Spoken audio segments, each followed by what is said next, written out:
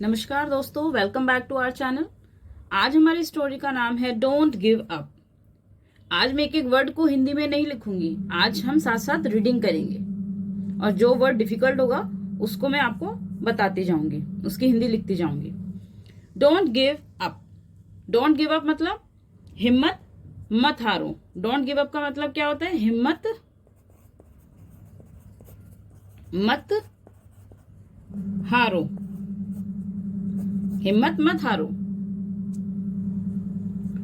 A long time ago, a long time ago, बहुत समय पहले की बात है ये। बहुत समय पहले there was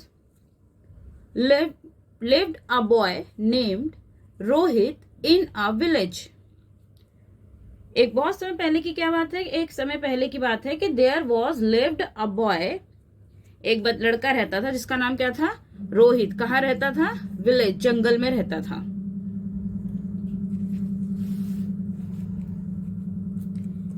He was very happy with his family।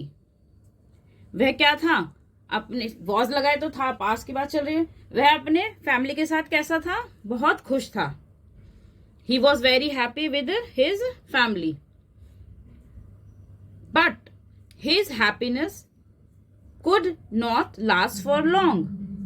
But his happiness could not last for long।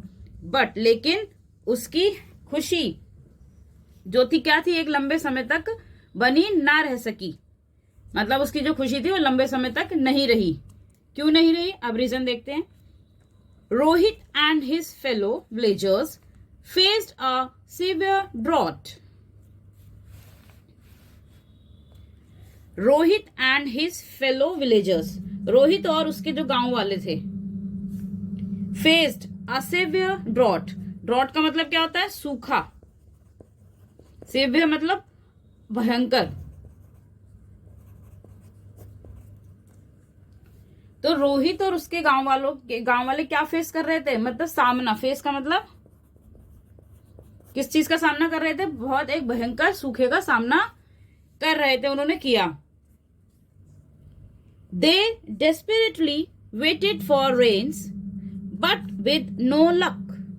They desperately, desperately का मतलब क्या होता है? उत्सुकता। क्या होता है? उत्सुकता।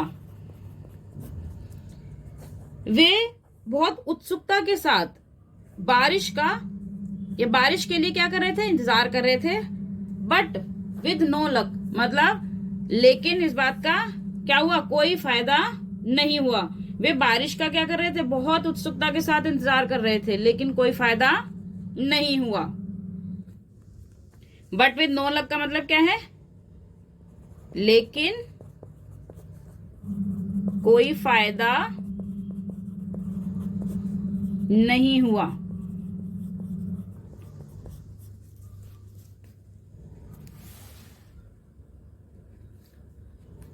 All the crops land and even trees. All the crops land and even trees मतलब सारी फसल। क्रॉप्स मतलब फसल, जमीन, यहां तक की, इवन यहां तक की पेड़। ड्राइड अप, ड्राइड का मतलब सूखना, सूख गए। ड्राइड अप सूख गए। सारी फसल, जमीन, यहां तक कि पेड़ पौधे सब सूख गए। The cattle started dying. The cattle started dying. Cattle means मवेशी, मतलब गाय भैंस जो भी उनके वो थे, कैटल्स मवेशी जो थे उनके।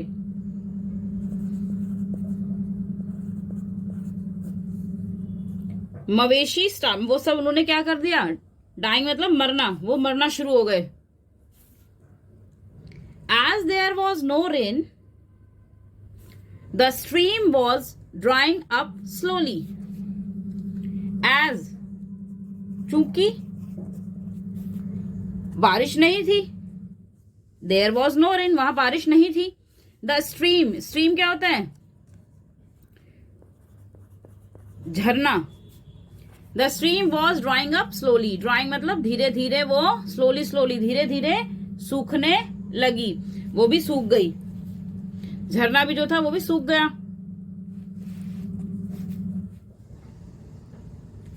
One night during a meet with villagers, one night एक रात during a meet with villagers, गांव वालों के साथ मिलकर जब उनके साथ एक मीटिंग हो रही थी, मतलब वो सब बैठकर बातचीत कर रहे थे एक रात को, तो क्या हुआ? रोहित सेड, रोहित ने कहा, फ्रेंड्स दोस्तों, we all have heard tales from our grandparents about an underground. Rohit ने क्या कहा? दोस्तों, we have all heard tales, मतलब हम सबने क्या सुनी है? कहानियां। टेल्स मतलब कहानियां। फ्रॉम आवर ग्रैंड पेरेंट्स, यानी कि अपने दादा दादी जी से किसके बारे में? अबाउट एन अंडरग्राउंड, अंडरग्राउंड मतलब नीचे, जमीन के नीचे के बारे में, अबाउट मतलब के बारे में, एन अंडरग्राउंड रिवर। तो उन लोगों ने क्या सुना था? अपने दादा दादी से कहानियां सुनी थी कि एक अंडरग्राउंड रिवर मतलब नदी, फ्लोइंग थ्रू एन विलेज, गांव के नीचे से बह रही है, एक नदी बह रही है। Why don't we dig and see, उसने सबसे कहा कि why don't we dig and see, हम क्यों नहीं उसे खोदते और देखते? द विलेजर्स एग्रीड, सभी गांव वाले क्या हो गए? उससे सहमत हो गए। एंड स्टार्टेड डिगिंग, और गड्ढा खोदना उन्होंने शुरू कर दिया। दे डग फॉर सम डेज, उन्होंने क्या हुआ? कुछ दिन तो खोदा, बट गेव अप सून, लेकिन जल्द ही वो क्या कर गए? हिम्मत हार गए और उन्होंने गड्ढा खोदना बंद कर दिया। However, Rohit kept on digging, हालांकि रोहित क्या रहा? रोहित गड्ढा खोदता रहा, वो अपना गड्ढा खोदने में उसने जारी रखा अपना गड्ढा खोदना। When people told him to give up, जब भी लोग उससे, गांव वाले जो थे उससे कहते कि गिव अप मतलब हार, हिम्मत छोड़ दो, हार मान लो, छोड़ दो, गड्ढा खोदना छोड़ दो। ही सेड, वह कहता, God is helping and guiding my way. God is helping and guiding my way मतलब कि गॉड ईश्वर उसकी मदद कर रहे हैं और उसका मार्गदर्शन कर रहे हैं। वे मतलब रास्ता, मार्गदर्शन। One day, एक दिन, when he had dug deep enough, जब उसने एक दिन बहुत गहरा गड्ढा मतलब खोदता चला गया और नीचे तक पहुंच गया, बहुत खुदाई कर ली उसने। रोहित saw water, रोहित को क्या दिखाई दिया? पानी दिखाई दिया। His attitude of not giving up saved the whole village.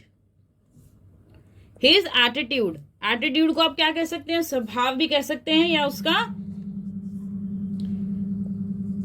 his attitude, जो उसका of not giving up, जो उसका स्वभाव था, जो उसका एटीट्यूड था ना, not गिविंग अप मतलब जो हिम्मत ना हारने वाली, जो उसके अंदर हिम्मत थी कि हिम्मत नहीं हारेगा, जो उसके अंदर ये बात थी कि मैं हिम्मत नहीं हारूंगा, इससे क्या हुआ? सेव द होल विलेज, उसने क्या कर लिया? पूरे गांव को बचा लिया। Never give up so easily, मतलब कभी भी आसानी से हिम्मत नहीं हारनी चाहिए। Rohit advised all the villagers, advise मतलब सलाह। रोहित ने क्या किया? सभी को ये सलाह दी कि जल्दी से, आसानी से हिम्मत नहीं हारनी चाहिए, किसी भी काम को आसानी से नहीं छोड़ देना चाहिए।